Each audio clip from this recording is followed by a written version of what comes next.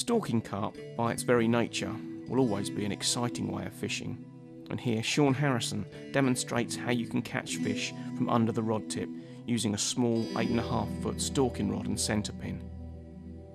Obviously, you need to keep disturbance to an absolute minimum, and it's here where Sean's many years of experience come to the fore. In this sort of fishing, it's the actual cast or the lowering in of the lead is the make or break. You find the fish, but it's so easy to spook them. Just be using small leads and hopefully be able to just lower them in rather than create the big splash. It's not all about casting 200 yards. I'd much rather catch them this way right under the rod top. Especially when you can actually see them feeding as well. Yeah, they're on the other side. There's another one just come up as well. Well, that probably makes sense because the sun's going down behind me. They've gone onto the far side of it, which is getting the last rays of sun. We've only had a few warm days this year, so obviously still enjoying getting the sun on the backs. Well, if the mountain won't come to Mohammed, we'll go to the fish. You're going to have to be so careful here though, it's ever so shallow. There's probably barely 12 inches of water where the fish are. Just one clumsy cast, one too big a splash. It'll all be over with. Well, from the other side it looked like there were a few fish here.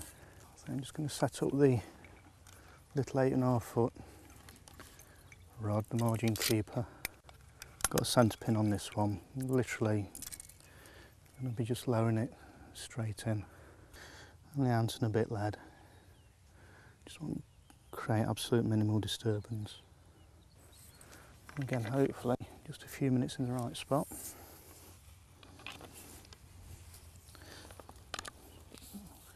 It's going to be more beneficial than a day in the wrong one. Just move up to these fish here. So fortunate, I've got all this long grass and just off their field of vision. Just need to get this in now without spooking them. It's so important to get this right first time. I'm going to swing it out and break it quite heavy to just let go in nice and quiet. There we are. The fish that was there, it's not bolted off at all, so we've got away with that one. I'm just relying on the hook bait at the moment. In fact, there's a lot of bubbles coming up from that one.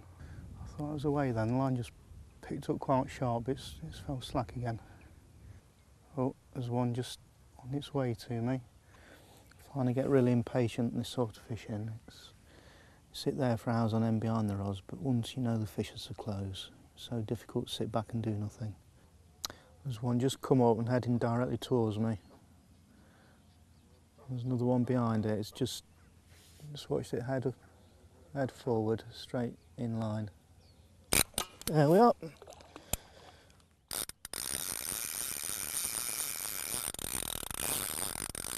Excellent. As I said earlier, a few minutes in the right spot. A lovely little rod. 8.5 foot free spirit.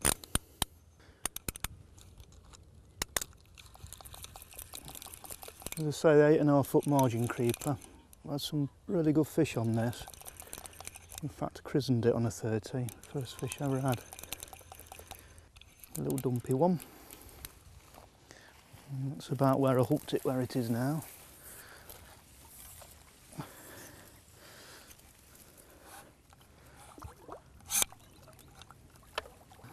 Success.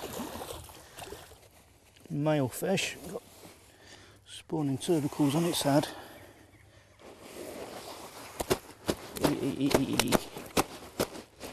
Calm down.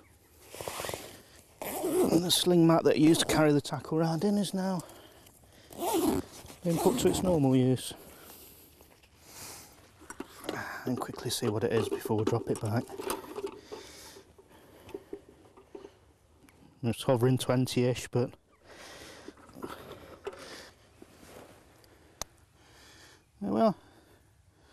£20 dumpy mirror.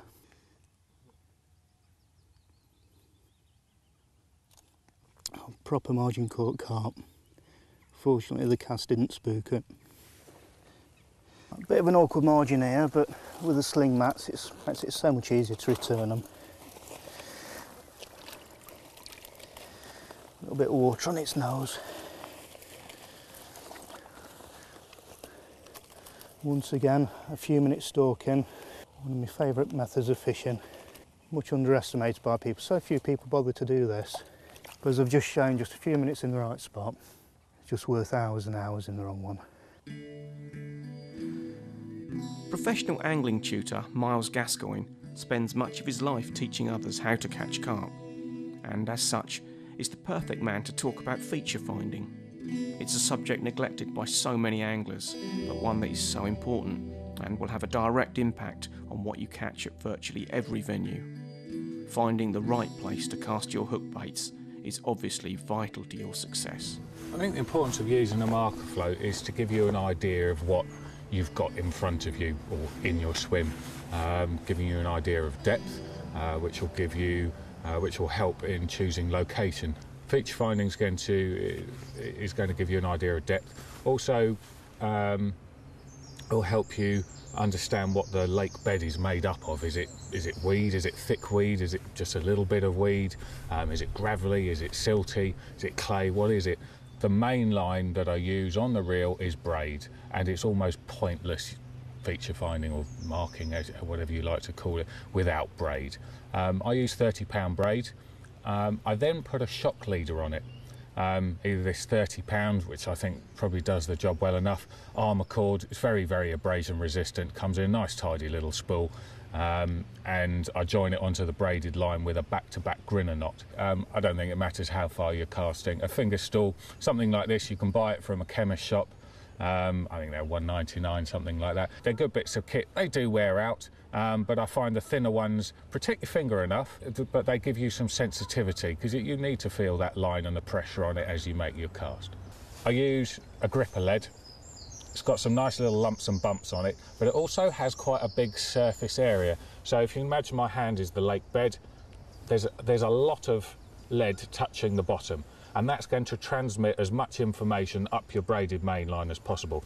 The little lumps and bumps will catch in the gravel. Some leads on the market have some huge, great big protrusions, and I find they catch on bits of gravel and you'll pull hard to get them off, and the lead just jumps 2 or 3 foot, completely missing half the features that you're trying to find. So I find these grippers work really well. If there's clay on the bottom, you also find that clay often holds up inside that hole in the middle, which can give you another indication of what's on the bottom. There's a bit of silicone tube covering over a couple of snap links in there, just helps to prevent tangles a little bit. And then we've got a nice big ring there to allow free movement of line through it.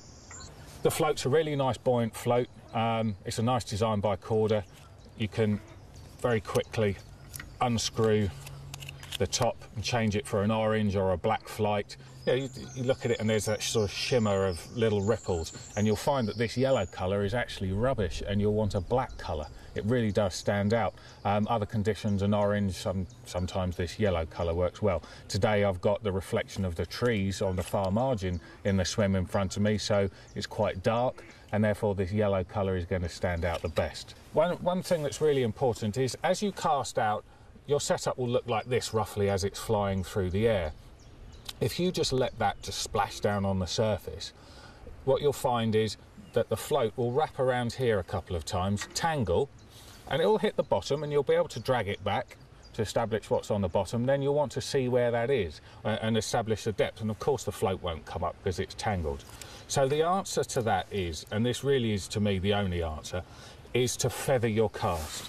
And by that I mean, when you're casting, just before it lands, using your finger, just gently touch the edge of the spool. It slows down the progression of the lead as it's in flight, so the lead will slow down, the float will come up to here, and you'll want to do all this just before it lands, and then as it hits the surface, the lead is tight against this ring, and there's no way that it's going to wrap up around your main line. So it hits the bottom, you can feel what's on the bottom, and then we can allow the float to come up to established depth. Now she flies, and I'm feathering it down to make sure that we don't get a tangle. Keep your finger tight against the edge of the spool, trapping the line, and then watch the rod tip. You'll have a slight bend in the rod tip as the lead is putting some weight on the tip, and then when it hits the bottom, if you've got weed, the rod or tip will just gently come back up to straight. If you have a harder bottom, silt or even gravel, then the rod will come up with a sharper jolt, and it gives you a rough idea of what's on the bottom. I take my finger and hold the line, and then hold it against the blank. The blank is a little bit like a drum. It just amplifies all the vibrations, being carbon and hollow, and then the braid having absolutely no stretch in it as well helps you gives you a better idea of what's on the bottom. Then as a visual aid, you can watch the rod tip, and as the rod tip's coming back, I'm watching to see whether it's just got a smooth bend in it, which it has at the moment, and I'm feeling a sort of soft silty clay bottom. And then I'm going to see whether it locks up at all, which might indicate some weed, or whether there's some sort of vibrations, more sudden vibrations, as if there's some gravel or rock. So keeping my finger against the blank is going to give me the best idea of what's down there. I'm keeping the rod low as well. I see quite a few guys doing it like this, up in the air, and I feel that it just pulls the lead up off the bottom too much. Keeping the rod low, I think, is going to keep the lead set up along the bottom and give you the optimum indication of what's there. Now, I'm just feeling a few lumps and bumps as if they're sort of rocks and gravel. So what we're going to do is see what kind of depth we've got there, and also give us an indication of where that is out in the lake, more of a visual indication.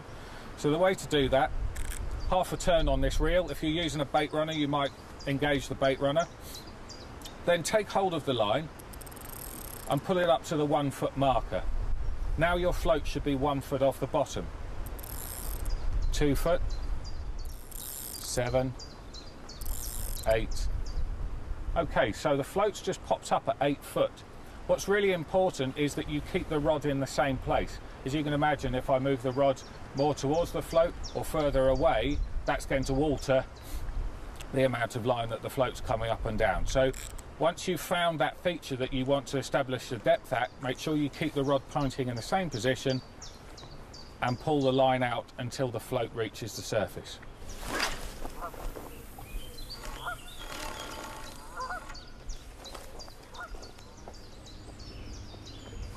Okay, so I've found my spot. It's right at the bottom of the far margin shelf. It drops down from sort of 4 foot down to 10 foot and nice and silty at the bottom. So I've popped up the marker float, got the right depth, found the right spot. I've put my fishing rod to it, and now I'm just going to put a little bit of bait around it. We're going to go out with a throwing stick and wish me luck.